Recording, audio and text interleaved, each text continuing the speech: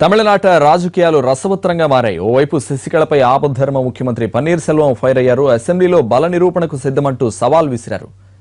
ఇక దీనికి సంబంధించిన మరింత సమాచారం మా ప్రతినిధి దినకర్ లైవ్ లో అందిస్తారు. దినకర్, ప్రస్తుతం అక్కడ పరిస్థితి ఎలా ఉంది? గవర్నర్ ఏమైనా స్పందించారా? ఎప్పుడు రాబోతున్నారు చెన్నైకి? గవర్నర్ రాక మాత్రం ఇంకా సస్పెన్స్ కొనసాగుతుందని చెప్పవచ్చు. అయితే ఇప్పుడే కాసేపటి కిందట అన్నాడీఎంకే పార్టీకి సంబంధించినటువంటి ఎమ్మెల్యేలతో సమావేశం ముగిసింది. శశికళ కూడా పార్టీలో అంతర్గతంగా ఉన్నటువంటి వ్యవహారాలు బయటికి తీసుకొచ్చి పార్టీని భ్రష్టు పట్టించేటువంటి ప్రయత్నం చాలామంది చేస్తున్నారు. అయితే ఎలాంటి ప్రయత్నాలు ఎవరు చేసినా కానీ పార్టీ మాత్రం చీలే ప్రసక్తి లేదు. అన్నాడీఎంకే పార్టీలంతా ఏకతాటిపైన ఉన్నారని చెప్పి కూడా ఎమ్మెల్యేలంతా ఒకే తాటిపైన ఉన్నారని చెప్పి కూడా ఆవిడ అక్కడ ఉన్నటువంటి ఎమ్మెల్యేలందరికీ చెప్పడం జరిగింది. అయితే 130 మందికి పైగా ఎమ్మెల్యేలు హాజరయ్యారని చెప్పి మనకు వస్తున్నటువంటి సమాచారం. వీళ్ళంతా కూడా అక్కడ హాజరయ్యారా లేదా, ఎంతమంది మిస్ అయ్యారా అనేది మాత్రం చూడాల్సిన పరిస్థితి ఉంది. అయితే ఈ బలాబలాలకు సంబంధించి ఒకసారి నేను రిపీట్ చేసే ప్రయత్నం చేస్తాను. తమిళనాడులో మొత్తం 234 అసెంబ్లీ స్థానాలు ఉన్నాయి. అందులో ఒక నామినేటెడ్ ఎమ్మెల్యేతో యాడ్ చేస్తే 235 అవుతాయి. అయితే 136 మంది ఎమ్మెల్యేలు మొన్న ఎన్నికల్లో అన్నాడీఎంకే పార్టీకి వచ్చాయి. జయలలిత చనిపోవడంతో 135కి సంబంధించి ఆ సంఖ్య 135కి పడిపోయింది. పన్నీర్ సెల్వం బయటికి వెళ్లడంతో ఆ సంఖ్య 134 చేరుకుందని చెప్పవచ్చు. కేవలం 3 ఎమ్మెల్యేలు మాత్రమే పన్నీర్ సెల్వం వెంట ఉండడంతో ఈరోజు మొత్తం 130 ఎమ్మెల్యేలు అంతా కూడా హాజరయ్యారని చెప్పి అన్నాడీఎంకే పార్టీ ఈరోజు జరుగుతున్నటువంటి సమావేశంలో వాళ్ళంతా హాజరయ్యారని కూడా చెప్పడం జరుగుతుంది.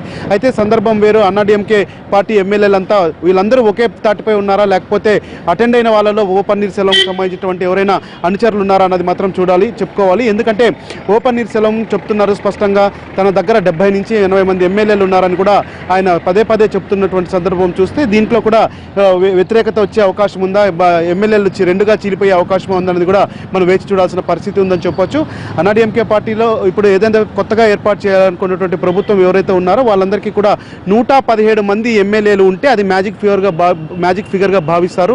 సో ఆ మ్యాజిక్ ఫిగర్ని కూడా పన్నీర్ సెల్వం ఆ తర్వాత శశికళ కూడా ఫైట్ చేస్తున్నటువంటి పరిస్థితి ఉంది. ఒకవైపు డిఎంకే మద్దతు ఇస్తే పన్నీర్ సెల్వంకి ఒక 30 నుంచి 40 మంది ఎమ్మెల్యేలు ఉంటే ఆయన సీఎం అయ్యే అవకాశం ఉంటుందని చెప్పుకోవచ్చు. లేదా ఏకదాటిగా అందరూ కూడా ఒకసారిగా శశికళకు మద్దతు ఇస్తే, ఎవరైతే అభిమానులతో పాటు ఎమ్మెల్యేలు కూడా ఇలాగే మద్దతు ఇస్తే వాళ్ళందరూ కూడా అప్పుడు శశికళకు గవర్నమెంట్ ఫామ్ చేసే అవకాశం వస్తుందని కూడా చెప్పుకోవచ్చు.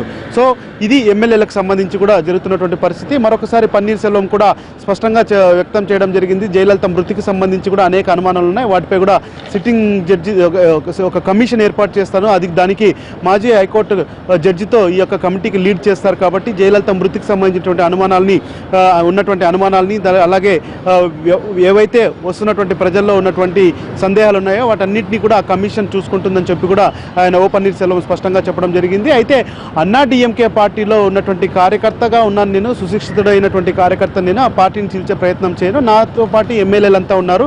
ఏదైనా బలం నిరూపించుకోవాలంటే అసెంబ్లీని ప్రత్యేకంగా సమావేశపరిస్తే నా యొక్క బలం నిరూపించుకుంటానని చెప్పి కూడా పన్నీర్ సెల్వం పదే స్పష్టం చేస్తున్న నేపథ్యంలో ఇప్పుడు బాల్ గవర్నర్ దగ్గరికి వెళ్ళిందని చెప్పుకోవచ్చు. సో గవర్నర్ ఎలా రియాక్ట్ అవుతారన్నది కూడా వేచి చూడాల్సిన పరిస్థితి ఉంది.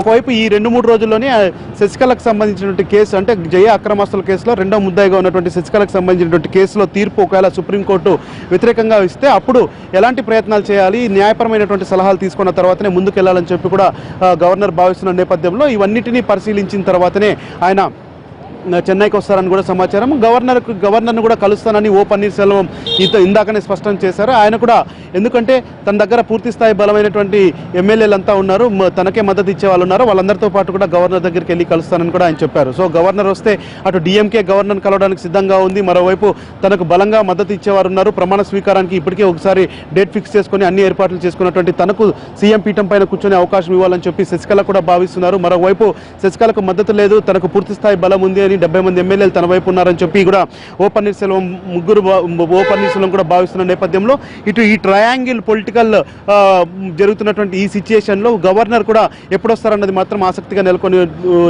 నెలకొందని మాత్రం చెప్పుకోవచ్చు. ఆయన ఈ యొక్క తీర్పు ఏదైతే సుప్రీంకోర్టు తీర్పు వస్తుందో దాని తర్వాతనే ఇక్కడికి వస్తారు. ఎందుకంటే ఈరోజు ఆయన ప్రస్తుతం ముంబైలో పూర్తి స్థాయి కార్యక్రమాలను రద్దు చేసుకొని ఈ యొక్క డెవలప్మెంట్స్ పైన మీద ఆధారపడి ఉన్నారని చెప్పవచ్చు. మరి 2 రోజుల్లో కోర్టు కూడా తీర్పు ఇచ్చే అవకాశం ఉన్న నేపథ్యంలో సో గవర్నర్ రాక పూర్తి స్థాయిలో సస్పెన్స్లో ఉందని చెప్పుకోవచ్చు. ఆయన వచ్చిన వెంటనే మొత్తం రాజకీయం అంతా, తమిళనాడు రాజకీయం అంతా రాజ్భవన్ చేరుకునే అవకాశం ఉందని కూడా మనం భావించవచ్చు. ఇంకొక విషయం ఇప్పటికిప్పుడే బ్రేకింగ్లో మనం చెప్పుకోవచ్చు. శశికళకు రాష్ట్ర ఎన్నికల సంఘం నోటీసులు ఇచ్చే అవకాశం కూడా ఉందని చెప్పవచ్చు. ఎందుకంటే ఇప్పుడు ఉన్నటువంటి ఈ విజువల్స్ ఏవైతే చూస్తున్నామో ఈ విజువల్స్ పరంగా ఇది గతంలో జనరల్ పార్టీ సెక్రటరీగా శశికళ ఎన్నికైనప్పుడు అప్పుడు ఏర్పడినటువంటి ఈ శశికళ చిన్నమ్మ బి గ్రేడ్కి సంబంధించినటువంటి వాళ్ళంతా కూడా ఇక్కడ ఇంకా పోయస్ గార్డెన్ దగ్గర ప్రొటెక్షన్గా ఉన్నటువంటి పరిస్థితి ఉంది. సో స్టేట్ ఎలక్షన్ కమిషన్ కూడా పోయస్ గార్డెన్ అడ్రస్ చేస్తూ ఒక నోటీస్ కూడా ఇచ్చే అవకాశం కూడా మనకు కనిపిస్తుందని చెప్పవచ్చు. ఎందుకంటే డిసెంబర్ 29వ తారీఖున అన్నా డిఎంకే పార్టీ జనరల్ సెక్రటరీగా శశికళను ఎన్నుకోవడానికి సంబంధించి కొన్ని చట్ట సవరణలు చేస్తూ కొన్ని నిబంధనలు మారుస్తూ చేసినటువంటి పరిస్థితి ఏదైతే ఉందో అదంతా రాష్ట్ర ఎన్నికల సంఘానికి ఎన్నికల సంఘం నిబంధనలకు విరుద్ధంగా జరిగినటువంటి ప్రక్రియగా రాష్ట్ర ఎన్నికల సంఘం భావిస్తుంది. సో ఏ క్షణమైనా కానీ స్టేట్ ఎలక్షన్ కమిషన్ ఈ యొక్క విషయంలో జనరల్ సెక్రటరీగా కూడా తప్పుడు నిర్ణయాలతోనూ అలాగే సాంకేతికంగా వాళ్ళకు వాళ్ళు సెట్ చేసుకొని పార్టీ పదవులను పంచుకున్నారని చెప్పి కూడా స్టేట్ ఎన్నికల సంఘం భావిస్తున్నటువంటి పరిస్థితి. ఎమ్మెల్యేలంతా కూడా మద్దతు కూడా చెప్పినటువంటి పరిస్థితి ఉంది. ఇప్పుడే అందినటువంటి బ్రేకింగ్ 130 మంది ఎమ్మెల్యేల మద్దతు తనకే ఉందని చెప్పి శశికళ ప్రకటించినటువంటి సందర్భం అన్నా డిఎంకే పార్టీలో నెలకొంది. మొత్తం ఎవరైతే ఓ ముగ్గురు మినహా పన్నీర్ సెల్వం మినహా మిగతా 130 మంది ఎమ్మెల్యేల మద్దతంతా తన వైపే ఉంది. తానే సీఎంగా ప్రమాణ స్వీకారం చేయడానికి అర్హురాలు అని చెప్పి కూడా ఇప్పుడే కొద్దిసేపటి కిందట శశికళ ప్రకటించడం జరిగింది. సో తమిళనాడు సీఎంగా శశికళ పీఠం ఎక్కబోతుందా, గవర్నర్ శశికళను ఆహ్వానిస్తారా ప్రమాణ స్వీకారం చేయడానికి అన్నది మాత్రం ఇప్పుడు అతిపెద్ద ప్రశ్నగా మారిందని చెప్పుకోవచ్చు. సో 130 మంది ఎమ్మెల్యేలంతా కూడా అన్నా డిఎంకే పార్టీ కార్యాలయంలో సమావేశమై తనను శాసనసభ పక్షం నేతగా ఎన్నుకోవాలని కూడా డిసైడ్ అయ్యారు. ఇక పన్నీర్ సెల్వంకి ఎవరు ఉన్నారన్నది మాత్రం మొత్తం అన్నా డిఎంకే పార్టీ కార్యకర్తలకు, క్షేత్రస్థాయి కార్యకర్తలకు, ఎమ్మెల్యేలకు, మంత్రులకు, ఎంపీలందరికీ తెలుసు. ఆయన తరపున ఎవరున్నారన్నది మాత్రం శశికళ ధైర్యంగా ఆయనకు ఛాలెంజ్ ఇచ్చినటువంటి సందర్భం కూడా ఇప్పుడు నెలకొని ఉందని కూడా మనం భావించవచ్చు. సో శశికళ వర్సెస్ ఓ పన్నీర్ సెల్వం ఫైట్ ఓపెన్గా స్టార్ట్ అయింది. ఎమ్మెల్యేల మద్దతు అన్నా డిఎంకే పార్టీని ఎవరు చీల్చలేరంటూ కూడా శశికళ మరొక కీలకమైనటువంటి ప్రకటన చేసినటువంటి సందర్భం ఇప్పుడు ఇక్కడ అన్నా డిఎంకే కార్యాలయంలో నెలకొందని చెప్పవచ్చు. సో దీంతో ఒక్కసారిగా అక్కడ సంబరమైనటువంటి వాతావరణం నెలకొంది కూడా. అన్నా డిఎంకేలో ఉన్నటువంటి ఎమ్మెల్యేలు శశికళకు 48 గంటల్లోనే దాదాపు పన్నీర్ సెల్వం మాట మార్చారని చెప్పి కూడా పన్నీర్ సెల్వం పైన డైరెక్ట్ కౌంటర్ అటాక్ స్టార్ట్ చేయడం ప్రారంభించిందని కూడా చెప్పుకోవచ్చు. ఓ పన్నీర్ సెల్వంని కౌంటర్ అటాక్ స్టార్ట్ చేస్తూ శశికళ తనదైనటువంటి రాజకీయ శైలిలో కూడా ప్రారంభించారని చెప్పుకోవచ్చు. సో ఎమ్మెల్యేల మద్దతు ఉన్నటువంటి తానే అన్నా డిఎంకే పార్టీకి అధ్యక్షురాలని, అలాగే అన్నా డిఎంకే పార్టీ అధ్యక్షురాలతో పాటు శాసనసభ పక్ష నేతగా ఉండడానికి తనకున్నటువంటి అర్హతలు తప్ప తనకే అర్హతలు ఉన్నాయని చెప్పి ఓ పన్నీర్ సెల్వంకి ఎలాంటి అర్హతలు లేవని కూడా ఆవిడ డైరెక్ట్గా ఓ పన్నీర్ సెల్వం పైన కౌంటర్ స్టార్ట్ చేయడం జరిగిందని చెప్పవచ్చు. సో ఇక ఇప్పుడు గవర్నర్ కోర్టులోకి బాల్ వెళ్ళింది. అన్నా డిఎంకే పార్టీకి సంబంధించి జనరల్ సెక్రటరీ స్థాయిలో తాను వెళ్ళి కలుస్తానని చెప్పి కూడా శశికళ ప్రకటన చేస్తున్నటువంటి సందర్భం ఇప్పుడు అన్నా డిఎంకే పార్టీలో నెలకొని ఉందని కూడా మనం భావించవచ్చు. సో ఫైట్ ప్రారంభమైంది. ఓ పన్నీర్ సెల్వం వర్సెస్ శశికళ ఫైట్లో ఎవరు గెలుస్తారు, వీళ్ళలో ఎవరిని గవర్నర్ పూర్తి స్థాయిలో సీఎంగా నియమిస్తారనేది మాత్రం భావించవచ్చు. అయితే దీని అంతటికీ వెళ్లే ముందు మాత్రం ఒక బలాబలాలని నిరూపించుకోవాల్సిన అవసరం అసెంబ్లీలో ఉందని కూడా మనం భావించవచ్చు. మరొకసారి తమిళనాడు అసెంబ్లీకి సంబంధించినటువంటి సంఖ్య నేను రిపీట్ చేస్తాను. 234 మంది శాసనసభ్యులు ఉన్నటువంటి ఆ తమిళనాడు అసెంబ్లీలో మరొకరు యాడ్ అవుతారు. ఈయన నామినేటెడ్ ఎమ్మెల్యేగా ఉంటారు.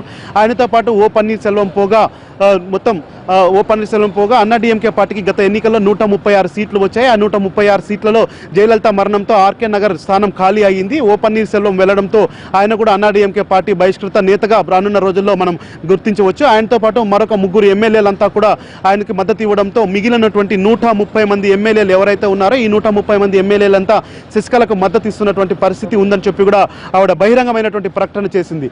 అయితే అన్నా డిఎంకే పార్టీ ప్రభుత్వాన్ని ఏర్పాటు చేయాలంటే ఇక్కడ తమిళనాడు అసెంబ్లీలో మ్యాజిక్ ఫిగర్ 117 అవసరం ఉంటుంది. అయితే ఒకవైపు పన్నీర్ సెల్వం కూడా తనకు మద్దతు ఉంది. అసెంబ్లీ సమావేశపరిస్తే తన బలాన్ని నిరూపించుకుంటానని చెప్పి శశికళకు ఛాలెంజ్ విసిరిన నేపథ్యంలో ఒకవైపు డిఎంకే కూడా తనకి 80 మంది ఎమ్మెల్యేలు ఉన్న నేపథ్యంలో డిఎంకే మద్దతు తీసుకొని ఒక 40 మంది ఎమ్మెల్యేలని చీల్చి ఈయన సీఎం అవుతారా, లేకపోతే 130 మంది ఎమ్మెల్యేలో ఉన్నటువంటి ఎమ్మెల్యేలని ఎవరిని అటువైపు పోనీకోకుండా శశికళ వాళ్ళను కాపాడుకుంటూ మొత్తం తానే సీఎంగా పీఠం అధిరోహించడానికి గవర్నర్ దగ్గర క్లియరెన్స్ సర్టిఫికేట్ తీసుకోవడానికి రెడీ అవుతుందా అన్నది మాత్రం వేచి చూడాల్సిన పరిస్థితి ఉంది. శశికళ పదే అన్నా డిఎంకే కార్యకర్తలతో కార్యకర్తలతో ఒకటే రిపీట్ చేస్తుంది, ఒకే అన్నా డిఎంకే సంబంధించినటువంటి ఎమ్మెల్యేలతో ఒకటే రిపీట్ చేస్తుంది. పార్టీని ఎవరు చీల్చలేరు, పార్టీతోనే మీరు కట్టుబడి ఉండండి, మీకు కావాల్సినటువంటి విధంగా న్యాయం చేసే పరిస్థితి నేను తీసుకుంటానని చెప్పి శాసనసభ్యులందరికీ కూడా ఒక భరోసాని ఇవ్వడం అన్నా డిఎంకే పార్టీలో జరిగినటువంటి సమావేశంలో కనిపించింది. సో ఓ పన్నీర్ సెల్వంకి ఎలాంటి మద్దతు ఉన్నదన్న దానికి సంబంధించి కూడా అందరికీ తెలిసినటువంటి విషయం. బహిరంగంగా కూడా ఆ విషయం ఎవరిని అడిగినా కూడా చెప్తారు. క్షేత్రస్థాయి కార్యకర్తలు, కొద్దిమంది ఎమ్మెల్యేలు, కొద్దిమంది ఎంపీలు ఆయనతో వెళ్ళినంత మాత్రాన అన్నా డిఎంకే పార్టీకి చీలిక రాదు అని కూడా ఆవిడ బలంగా చెప్తున్న నేపథ్యంలో తనకున్నటువంటి కాన్ఫిడెన్స్ను కూడా శశికళ ఓ రకంగా బహిర్గతం చేసినటువంటి సందర్భం అన్నా డిఎంకే పార్టీలో కనిపిస్తుంది.